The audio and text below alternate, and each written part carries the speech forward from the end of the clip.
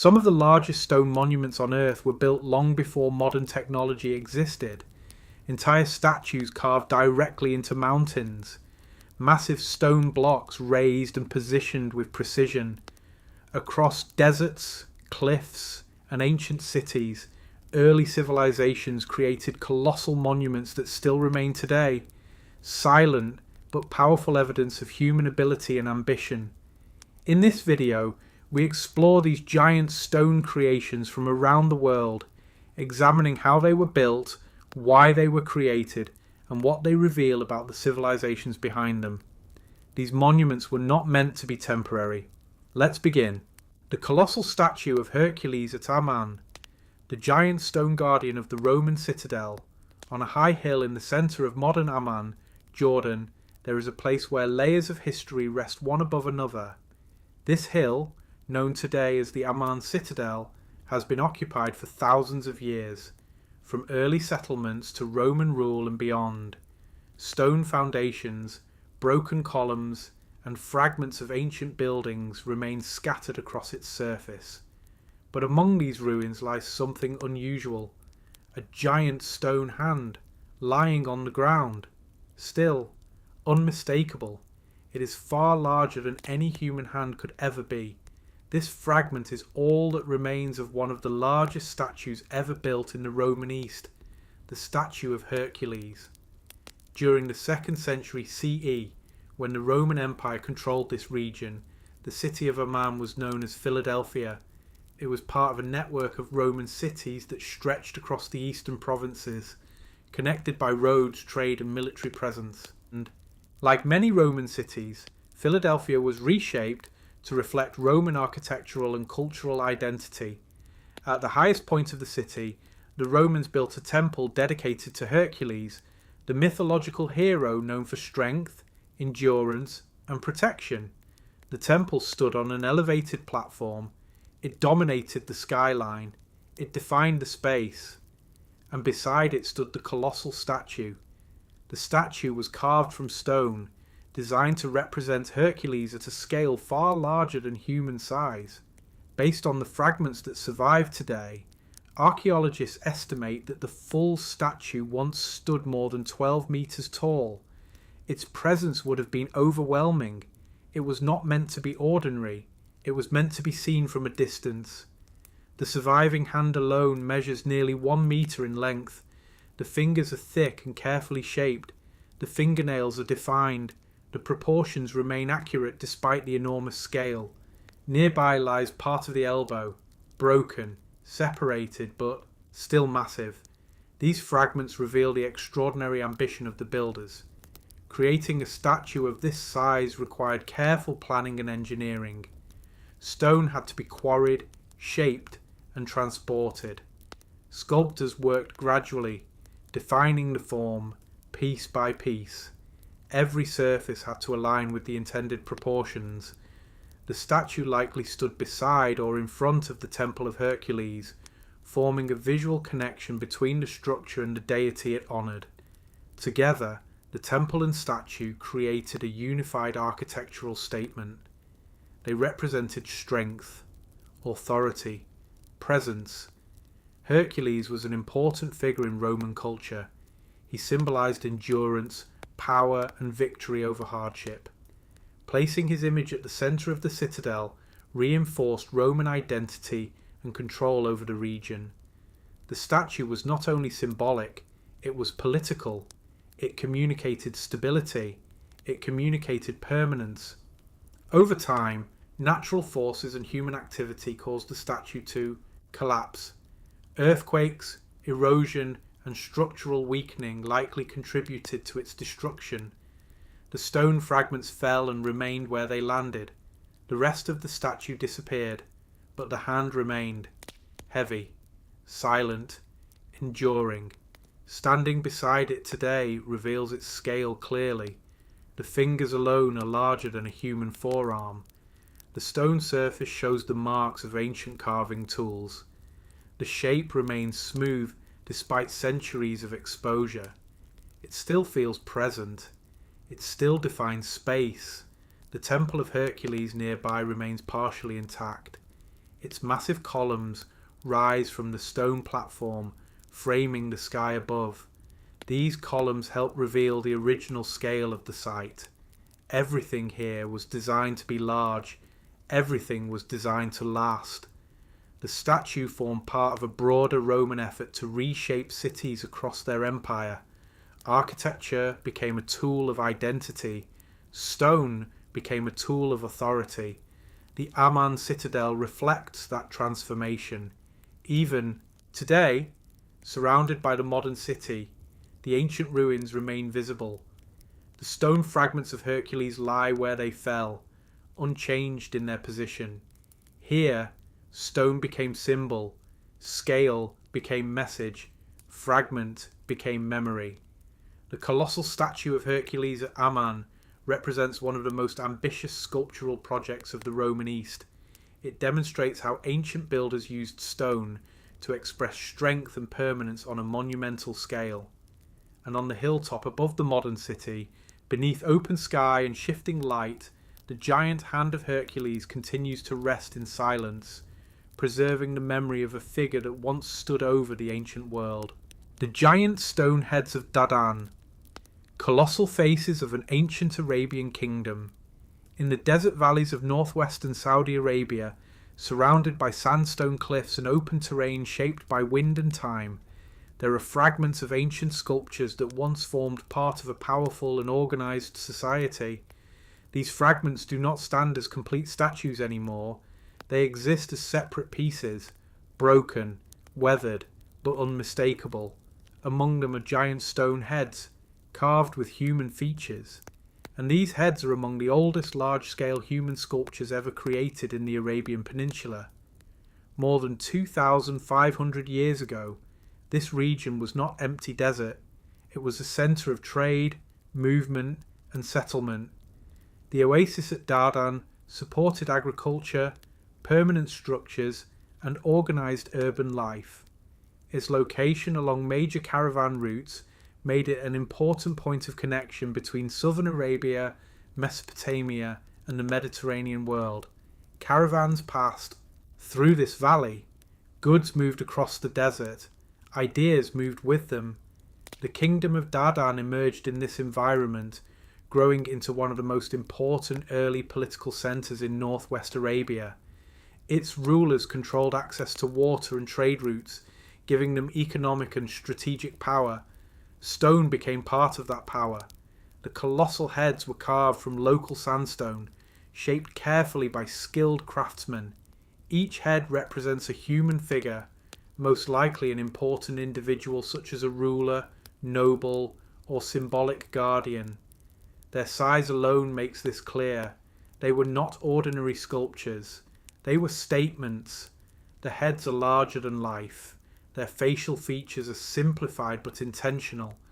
Eyes are deeply set. Noses are strong and prominent.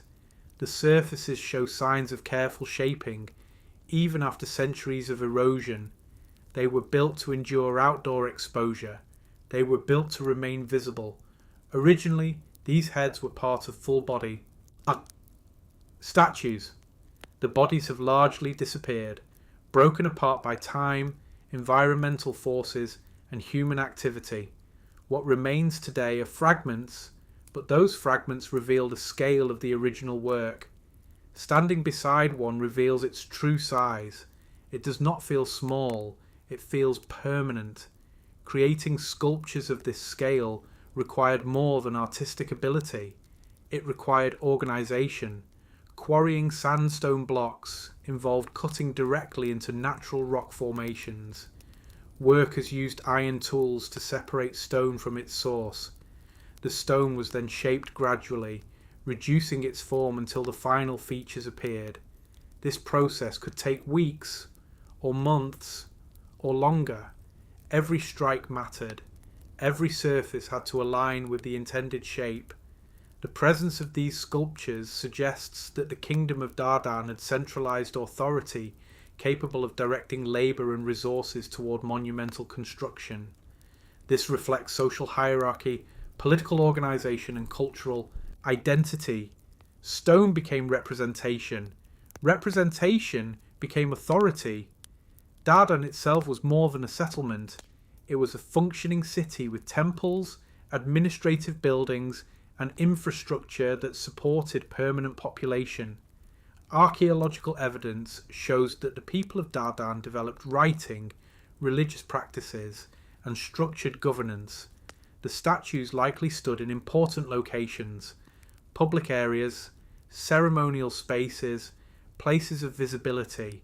They were meant to be seen. They were meant to define space.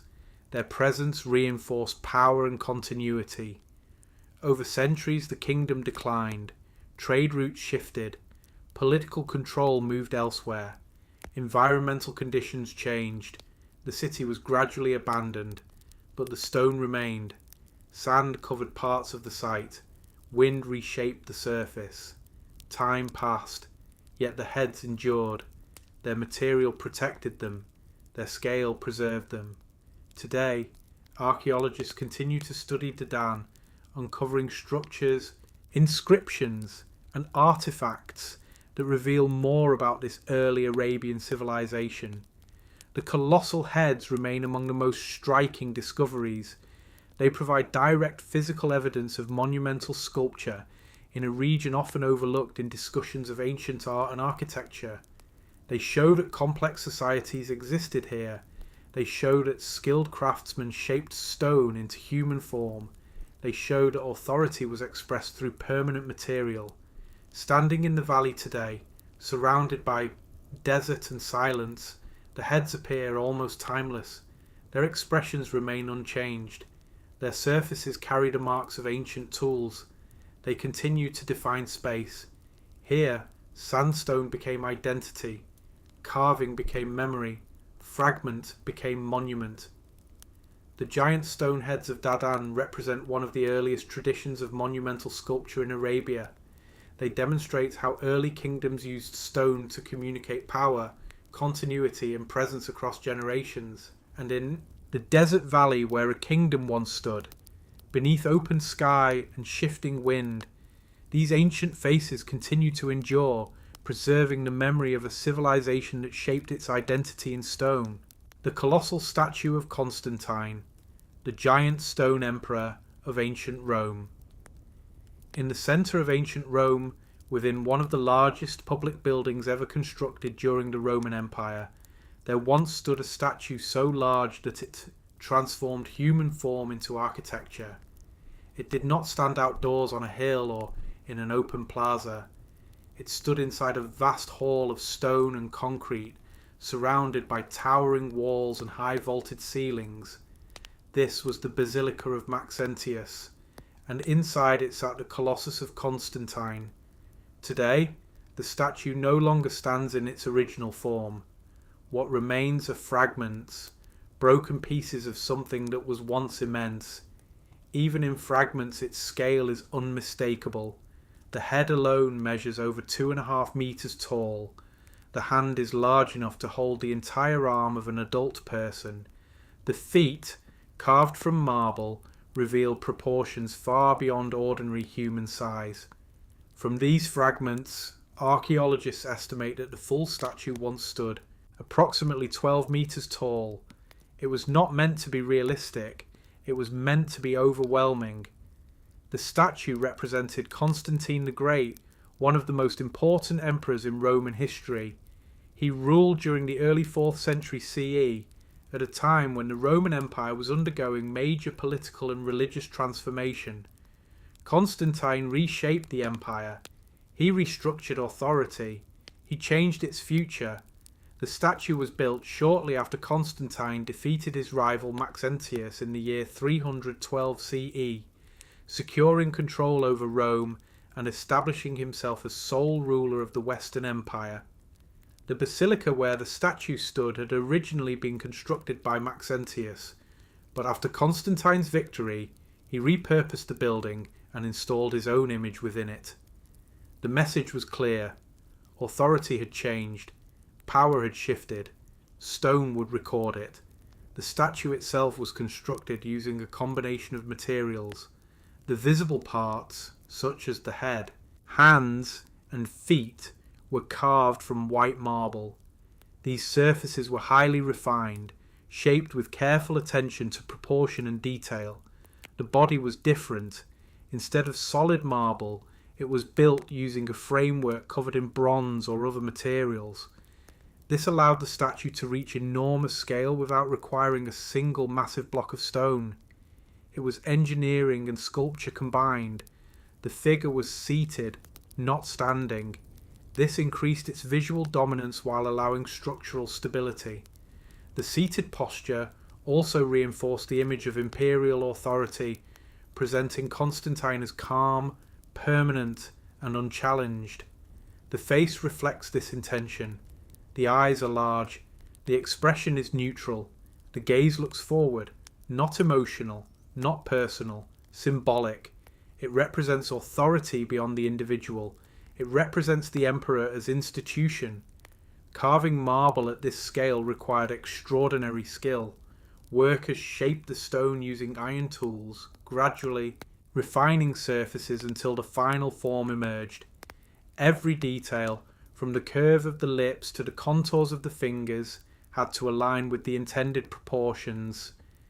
There was no room for error. The marble could not be replaced easily. Each piece had to be correct. Once completed, the statue dominated the interior of the basilica. Visitors entering the building would see the emperor seated before them, elevated above ground level, positioned at the far end of the hall.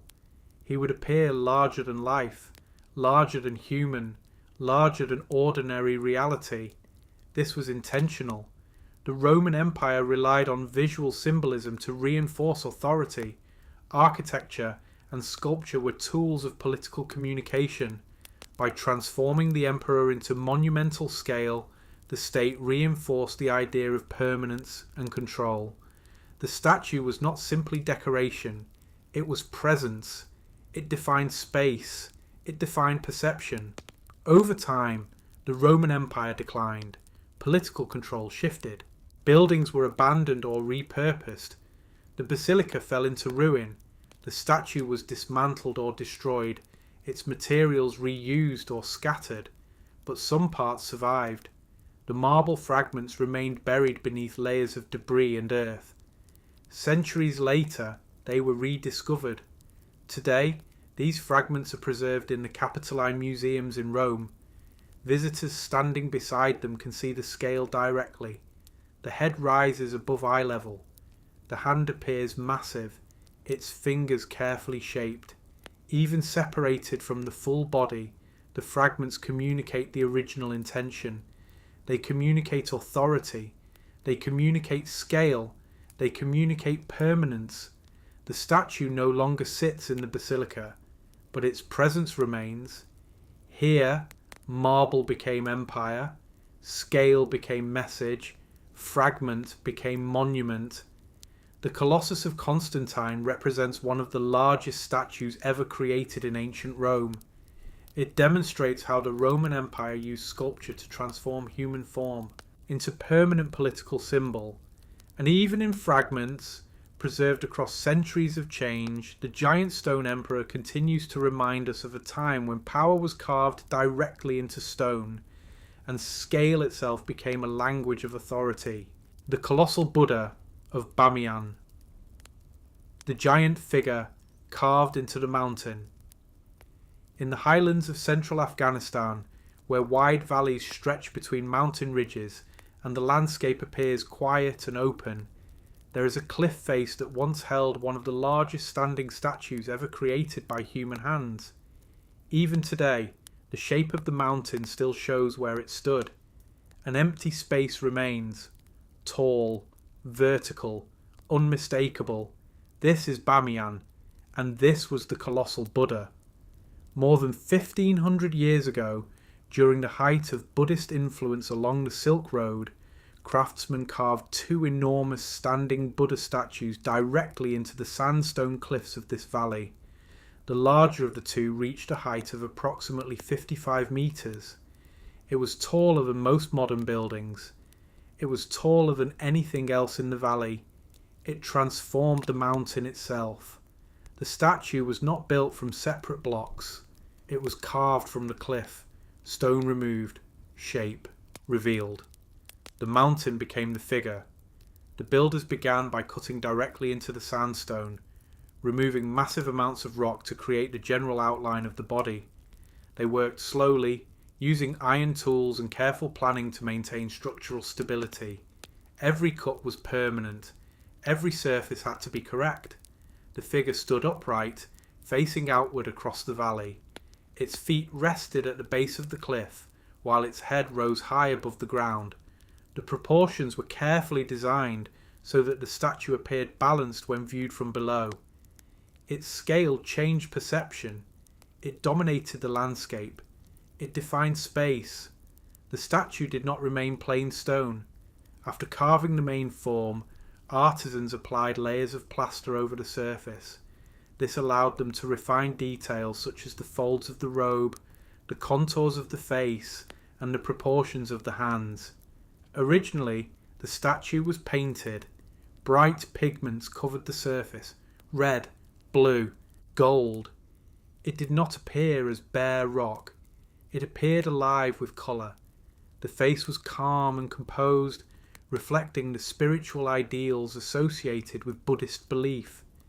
The expression conveyed stillness, awareness, and detachment from physical existence. The figure did not show motion, it showed permanence. The Bamiyan Valley was part of the Silk Road, a network of trade routes connecting Asia, the Middle East, and Europe. Merchants, travellers, monks, and pilgrims passed through this valley regularly. The statue was visible from a distance. It became a landmark. It became a guide. It became a symbol of belief and presence. Around the statue, monks carved hundreds of smaller caves into the cliff. These caves served as living quarters, meditation spaces, and places of worship. Together, they formed a complete religious complex integrated directly into the mountain. Stone became sanctuary. Mountain became community. The creation of the colossal statue required organisation and resources. Workers had to be fed, tools had to be maintained, and the project had to be sustained over many years. This reflects the importance of Bamiyan as a religious and cultural centre. The statue was not built quickly, it was built to last. For centuries, it remained in place. Empires rose and fell. Trade routes shifted. Cultures changed, but the Buddha remained. Wind moved across its surface. Rain touched its stone. Time passed, yet it endured. Visitors standing in the valley could see the statue from far below. Its presence shaped the experience of the landscape. It connected earth and sky. It created vertical scale. It created meaning. Over time, environmental forces slowly affected the surface. Plaster eroded, paint faded, but the core structure remained intact for more than a millennium. Even without colour, its scale was enough. It did not need decoration, it was the mountain itself. Today, the statue no longer stands in its original form, but the massive niche carved into the cliff remains, preserving the outline of what once existed. The empty space reveals the original dimensions. The height remains clear, the scale remains visible. Standing in the valley today, looking up at the cliff, the absence itself communicates presence. The mountain still holds the shape carved by ancient hands. Here, stone became belief, scale became expression, mountain became monument. The colossal Buddha of Bamiyan represents one of the greatest achievements of rock-cut sculpture in human history. It demonstrates how early societies transformed natural landscape into permanent spiritual architecture.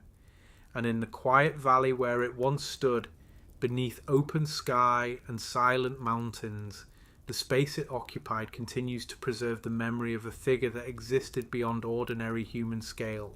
The statue of Zeus at Acragas, the giant stone, guardians of the temple of Olympian Zeus on the southern coast of Sicily, where hills descend toward the Mediterranean Sea and sunlight moves across stone ruins that have stood for more than 2,000 years. There is an ancient site where architecture was designed at a scale meant to express power beyond the ordinary limits of human construction. This place is known today as the Valley of the Temples, and among its remains lies the broken structure of what was once one of the largest temples ever built in the ancient Greek world. This was the temple of Olympian Zeus, and built into its structure were colossal stone figures unlike anything seen elsewhere in Greek architecture. These figures are known today as telemons. They were enormous, carved from stone, shaped like human bodies, and integrated directly into the temple itself. Each telemon stood approximately 7 to 8 meters tall, rising higher than 2 modern stories, and they were positioned along the outer walls of the temple, appearing to support the massive weight of the structure above them. Their purpose was both structural and symbolic, creating the visual impression that giant human forms were holding up the temple itself. They did not stand freely, they were part of the architecture. Their bodies became columns, their presence became structure. The temple was constructed during the early 5th century BCE, at a time when the Greek city of Acragas was one of the most powerful and prosperous settlements in the Mediterranean world. Located in a fertile region with access to trade routes and agricultural resources, Acragas grew rapidly, developing monumental buildings that reflected its wealth and influence. The Temple of Zeus was its greatest project. It was meant to honour the king of the Greek gods. It was meant to express victory. It was meant to endure. The construction of such a temple required enormous effort and coordination, as workers quarried massive blocks of limestone from nearby sources and transported them to the construction site. These blocks formed the foundation and walls of the temple, creating a structure of immense scale. But the telemons were different. They were sculpted. They were shaped. They were given human form. Each figure was carved to represent a standing male body, positioned upright with arms bent and raised, as if supporting the weight of the structure above. Their muscles were defined. Their proportions were deliberate. Their posture conveyed strength and endurance. They were not passive decoration. They were active symbols. The sculptors worked directly with large stone blocks, shaping the figures gradually using iron tools. Every detail required careful planning, as removing too much material could weaken the structure or distort the intended form. The stone had to remain stable. The figure had to remain balanced. The form had to remain intact. These figures transformed architecture into something alive with meaning, merging human form with structural function in a way that reinforced the symbolic power of the temple. Visitors approaching the temple in ancient times would have seen these giant figures standing along the walls, their scale making the structure appear even larger than it already was. The telemons created a visual experience that emphasized strength, permanence, and divine authority. They made the temple feel inhabited. They made it feel supported. They made it feel alive. The temple itself measured over 100 meters in length, making it one of the largest temples ever constructed by the ancient Greeks. Its size reflected the ambition of Acragas and its desire to establish itself as a dominant cultural and political centre. The telemons were essential to that vision. They transformed stone into presence. They transformed structure into symbol. Over time, the temple was never fully completed, and natural forces gradually weakened its structure. Earthquakes, erosion, and human activity contributed to its collapse, causing the walls and columns to fall. The telemons fell with it. Their bodies broke apart, their fragments scattered, but even in fragments, their scale remains clear. One reconstructed telemon now stands at the site, allowing visitors to see the original height and proportions of these figures. Standing beside it reveals how enormous it truly is. The human body becomes small in comparison. The stone figure dominates perception. It defines space. Here, limestone became strength, Carving became architecture. Human form became structure. The temple of Olympian Zeus and its colossal telemons represent one of the most ambitious architectural projects of the ancient Greek world, demonstrating how builders transformed raw stone into monumental forms that communicated power, belief, and permanence. And in the Valley of the Temples, beneath open sky and shifting sunlight, the giant stone figures of Akragas continue to preserve the memory of a civilization that shaped architecture on a scale meant to endure beyond human lifetime. The colossal Vairocana Buddha of Longmen, the mountain-carved presence of imperial China, along the limestone cliffs of the Yi River in central China, where steep rock walls rise directly from the water and form a natural boundary between earth and sky, there exists one of the most refined and monumental sculptures ever created during the ancient world. This figure was not transported to its location, and it was not assembled from separate materials, but instead was carved directly into the living rock of the mountain itself, permanently transforming the cliff into the image of a seated Buddha. This is the Vairocana Buddha of Longmen, and its scale reshaped the landscape around it. The statue rises approximately 17 meters in height, with its seated body carved into the vertical rock face and its head positioned high above the ground, allowing it to be visible from great distance across the river valley.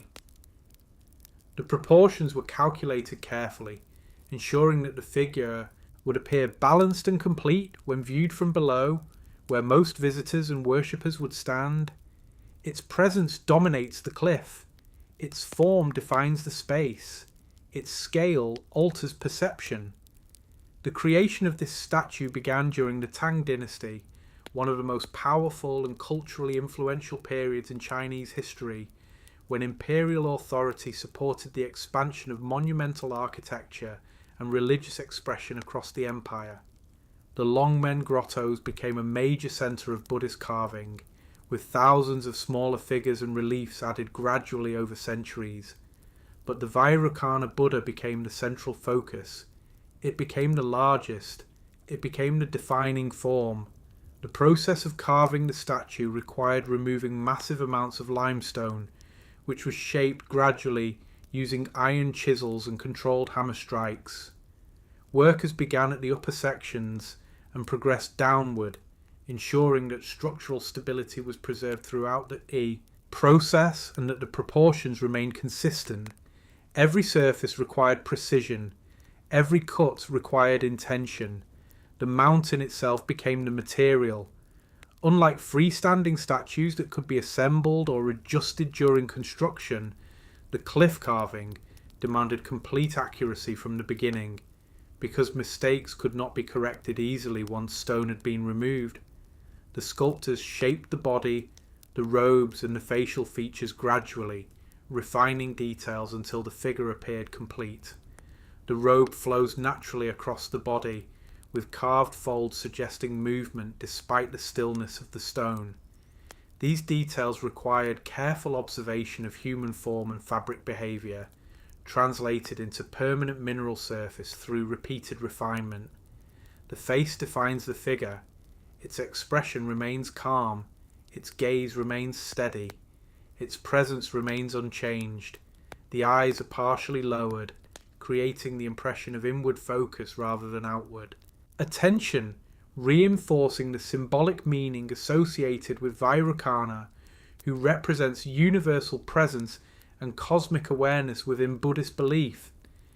This was not simply a statue meant to resemble a person, but a representation of a concept expressed through physical form.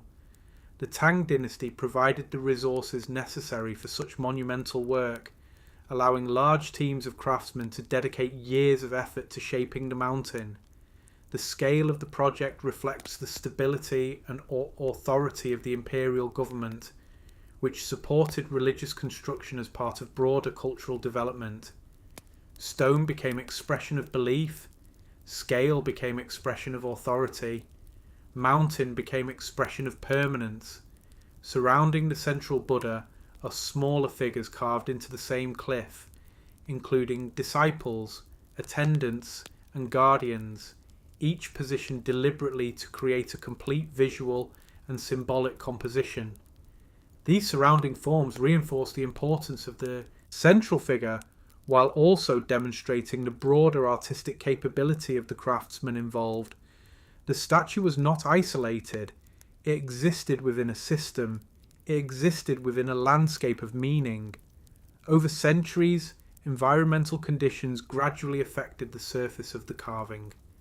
Rainwater moved across the stone. Temperature changes expanded and contracted the rock. Wind carried particles that slowly softened sharp edges. But the structure endured. The mass preserved it. The mountain protected it. Standing at the base of the statue today reveals its true scale in a way that images cannot fully convey. The human body appears small beneath the carved form, emphasizing the difference between ordinary human dimension and monumental symbolic construction.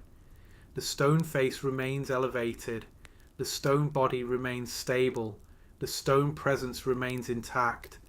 It does not move, it does not change, it does not weaken easily. This endurance reflects the intention of its builders, who selected both material and location to ensure long-term survival. Limestone provided workable surface while still maintaining structural strength, and the cliff face allowed the statue to remain anchored to the mountain. It became part of the earth itself. It became inseparable from its environment. The Vairocana Buddha of Longmen represents one of the most complete integrations of sculpture and landscape in ancient history, demonstrating how human effort could reshape natural terrain into symbolic and architectural form without removing the material from its original location. Here, carving became transformation, stone became presence, mountain became monument, and along the quiet river valley where the cliff still rises above the water, the colossal Buddha continues to remain exactly where ancient hands shaped it, preserving across more than 13 centuries the physical memory of belief, authority, and human ability to transform the natural world into permanent form. The colossal statue of Antinous at Delphi. The marble presence of imperial memory in ancient Greece.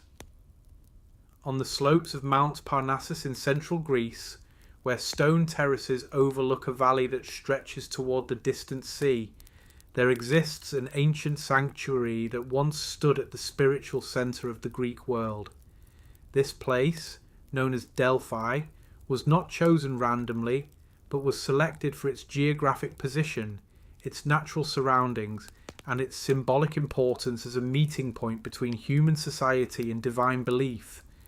Within this sacred environment, surrounded by temples, pathways, and monuments placed over centuries, there once stood a statue carved from marble that represented not only a human figure, but also a moment in imperial history preserved through stone. This was the statue of Antinous, and its creation transformed marble into memory.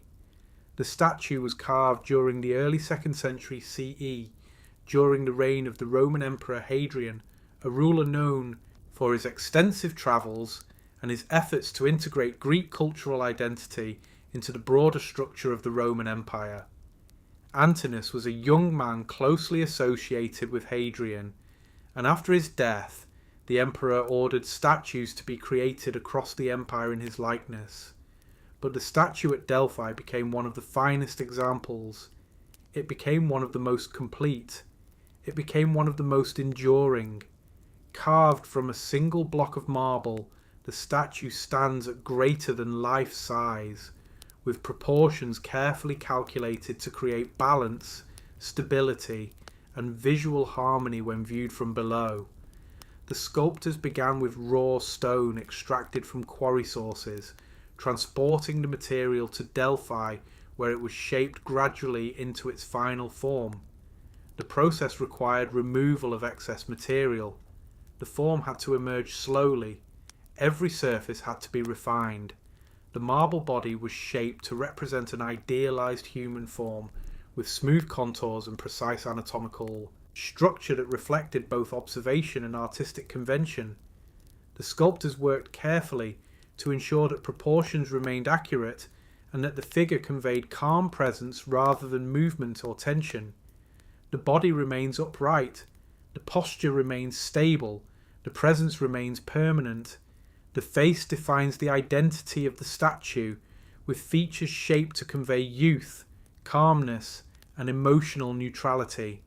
The eyes do not focus on any specific point, but instead suggest inward awareness, reinforcing the symbolic meaning associated with the figure. This was not simply representation, it was transformation. It transformed individual into symbol, it transformed memory into material. The marble itself played an essential role in this transformation, as its fine grain allowed sculptors to create smooth surfaces capable of reflecting light in subtle ways. This reflection gave the statue a visual softness despite the hardness of the material, creating contrast between substance and appearance. The statue was positioned within the sanctuary at Delphi, a place already filled with monuments dedicated by cities, rulers, and individuals across centuries. Its placement ensured visibility while also integrating it into an existing environment of symbolic architecture. It became part of the sanctuary. It became part of the landscape. It became part of continuity. The creation of the statue required skilled labour and careful coordination, as sculptors worked with tools capable of shaping marble while preserving structural strength. The stone had to remain balanced during carving, and its final form had to stand upright without risk of collapse. Every detail required precision. Every contour required intention. Every surface required patience. Over time, political control of the region shifted, and the sanctuary at Delphi gradually declined in active use. Structures were abandoned, and monuments fell into ruin as centuries passed and new civilizations emerged. But the statue endured, its material protected it, its mass preserved it, its form remained recognizable. Unlike structures built from assembled blocks, the statue existed as a single unified object, allowing it to survive changes that affected surrounding architecture. Its stability reflected both the quality of its material and the skill of its creators.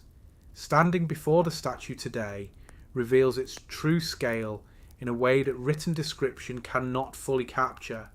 The marble surface still holds the marks of ancient craftsmanship, while the overall form retains the balance originally intended by its sculptors. It does not appear temporary, it appears permanent. It does not appear fragile, it appears stable. The statue continues to define space around it, demonstrating how ancient sculptors transformed raw stone into lasting form capable of preserving identity across centuries. Here, marble became presence, carving became preservation, stone became memory, and on the mountain slopes of Delphi, where ancient pathways still trace the movement of earlier civilizations, the statue of Antinous continues to stand as physical evidence of a moment when human form was shaped into permanent monument, ensuring that its presence would endure long beyond the lifetime of those who first created it. The Temple of Ammon at Siwa. The stone sanctuary in the isolated desert oasis. In the far western desert of Egypt, where endless sand stretches beyond the horizon and rocky outcrops rise above isolated patches of green, there exists an oasis that has supported human settlement for thousands of years. This place is known as Siwa, and its isolation from the Nile Valley allowed it to develop a distinct identity while still remaining connected to the larger civilizations that shaped ancient Egypt. Within this oasis, on an elevated rocky hill that overlooks the surrounding palm groves and salt lakes, stands the remains of a temple constructed from stone blocks carefully placed to create a structure of both physical and symbolic importance. This was the Temple of Ammon, and its presence transformed isolation into sacred space. The temple was built during the late period of ancient Egypt, likely around the 6th century BCE, when Egyptian rulers extended their influence across desert. regions and established religious centres that reinforced both spiritual belief and political authority. The builders selected a location that provided natural elevation, allowing the structure to remain visible across the oasis and surrounding terrain. It was not hidden. It was meant to be seen. It was meant to endure. The stone used in construction was quarried locally, shaped into blocks, and transported to the hilltop, where workers assembled the temple using techniques refined over centuries of Egyptian architectural practice. Each block was positioned deliberately, creating walls capable of supporting both structural weight and symbolic meaning. Stone became foundation, stone became boundary, stone became presence. The temple was dedicated to Ammon, one of the most important deities in Egyptian belief, associated with creation, authority, and invisible power. Ammon was not represented as a visible force alone, but as an unseen presence capable of influencing the world and guiding human decisions. The temple became his house. It became his point of contact. It became his place of manifestation. Within its walls, priests conducted rituals designed to communicate with the deity, maintaining traditions that connected human society with spiritual authority. These rituals required controlled environments, and the temple's enclosed stone chambers provided stability and separation from the surrounding desert. The structure defined space. It defined movement. It defined experience. Visitors approaching the temple would ascend the hill, moving upward from the oasis floor toward the elevated sanctuary. This upward movement reinforced the symbolic transition from ordinary space into sacred environment, allowing architecture to shape perception and emotional experience. Elevation created distance, distance created significance, significance created authority. The temple at Siwa became widely known beyond Egypt itself, attracting travellers and rulers from distant regions. His reputation as an oracle site made it a destination for those seeking guidance, including Alexander the Great, who visited the temple during his expansion into Egypt in the 4th century BCE. The journey itself was difficult. The desert was vast. The oasis was isolated, but the temple remained. Its stone structure provided permanence in an environment defined by change, where wind reshaped the surface of the land and shifting sands altered the landscape over time. The builders understood that stone offered resistance to these forces, allowing the temple to remain stable across generations. Its walls endured exposure, its form endured erosion, its presence endured time. The temple was not constructed quickly, but through sustained effort and coordination, requiring workers capable of shaping stone and assembling it into stable architectural form. This process reflected both technical knowledge and organizational ability, demonstrating how ancient societies transformed natural material into structured environment. The interior chambers were designed with limited openings, controlling the entry of light and reinforcing the separation between sacred interior and surrounding exterior. This created an environment where sound, shadow, and stone combined to produce a sense of stillness and permanence. The temple did not move. The temple did not change easily. The temple remained fixed. Over centuries, political control of the region shifted, and the temple gradually ceased to function as an active religious centre.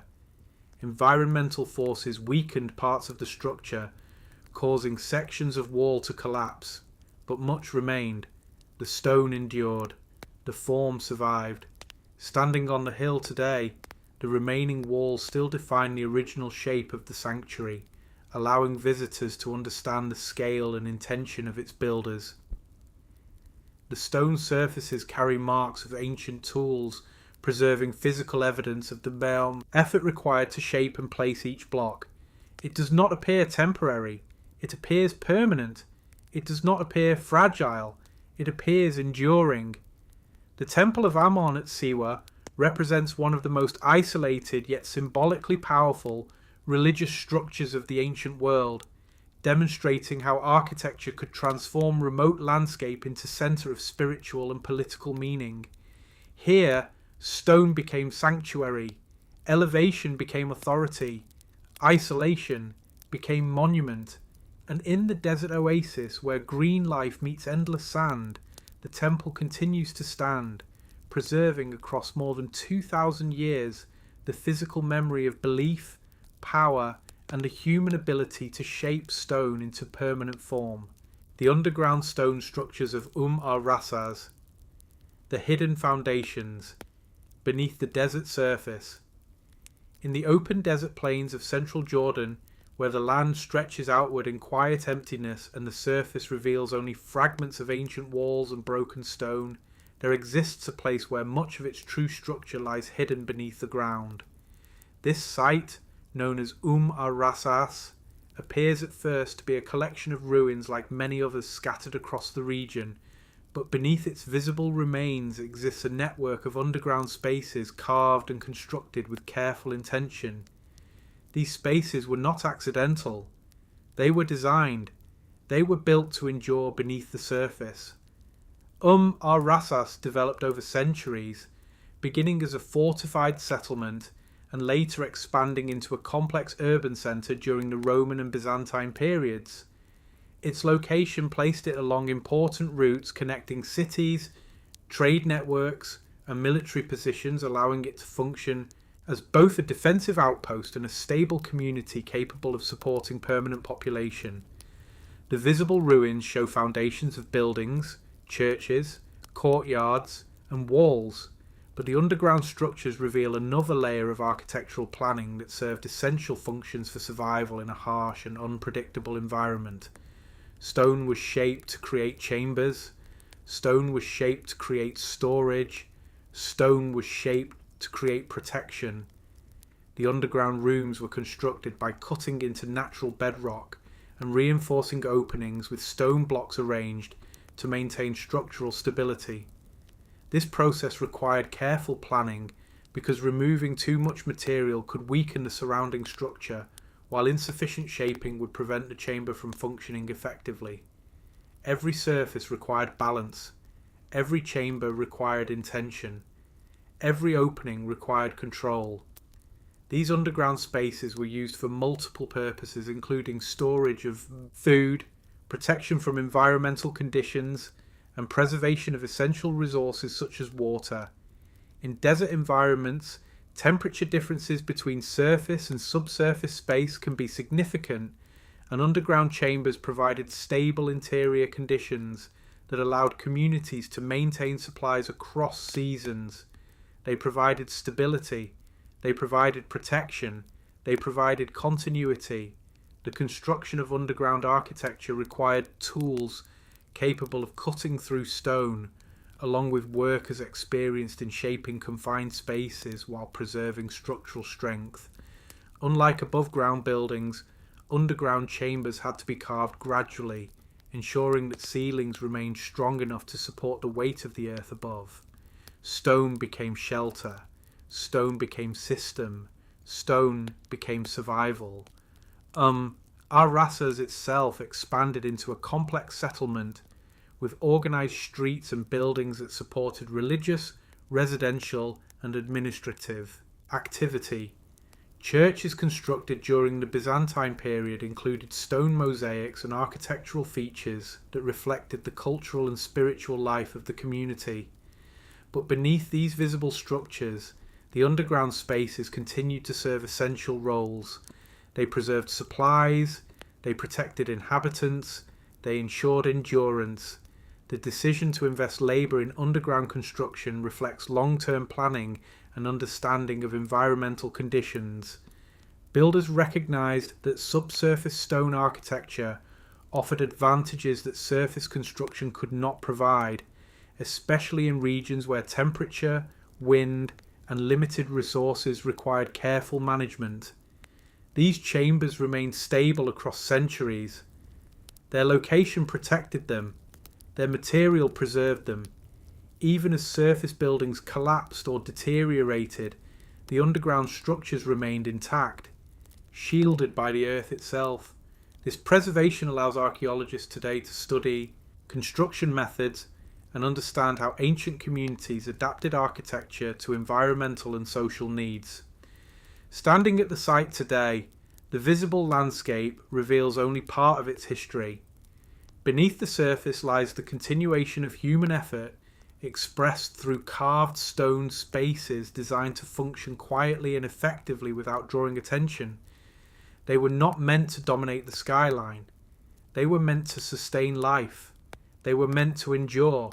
These underground structures demonstrate how architecture could exist without visibility, serving essential roles while remaining physically hidden from immediate view. Their importance lies not in height or scale above ground, but in their permanence below it. Here, stone became foundation, stone became protection, stone became continuity, and beneath the desert plains of Rasas, where wind moves across the surface and silence defines the landscape, the underground stone chambers continue to remain exactly where they were carved, preserving the physical evidence of a community that shaped the earth itself to ensure its survival across generations. Montezuma Castle, the stone dwelling built into the cliff. In the Verde Valley of central Arizona, where desert landscapes meet flowing water and limestone cliffs rise above the valley floor, there exists a structure built directly into the rock wall, positioned high above the ground in a place that cannot be reached easily without deliberate effort. From below, it appears as a series of stone rooms carved and assembled within a natural recess in the cliff, creating the impression that the mountain itself was shaped into a permanent human dwelling. This is Montezuma Castle, and its construction transformed the cliff into architecture. The structure stands approximately 27 metres above the valley floor, embedded within a natural cavity in the limestone wall, where it remains protected from rain, wind, and environmental exposure. Its position was carefully chosen, not only for protection, but also for stability, ensuring that the structure would remain secure across generations. It was elevated, it was protected, it was permanent. The builders of Montezuma Castle were members of the Sinagua culture, a society that lived in this region more than 600 years ago. They developed agricultural systems, permanent settlements, and architectural methods suited to the environmental conditions of the American Southwest. Stone became their primary material. Stone provided strength. Stone provided endurance. The dwelling itself consists of multiple rooms arranged across several levels, constructed using limestone blocks and mortar to create walls that remain stable even after centuries of exposure. Wooden beams were used to support floors and ceilings, allowing vertical expansion within the confined space of the cliff recess. The structure was not carved entirely from the rock. It was built within it. The cliff became foundation. The wall became protection. The mountain became shelter. Transporting building materials to this height required planning and coordination, as workers carried stone, wood, and tools upward using climbing paths and temporary supports.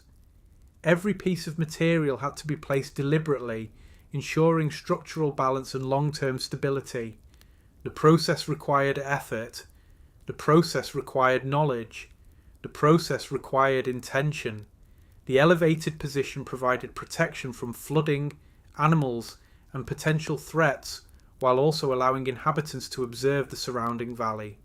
This created a balance between accessibility and defence, allowing the structure to function as both dwelling and refuge. It was visible from below, but not easily reached.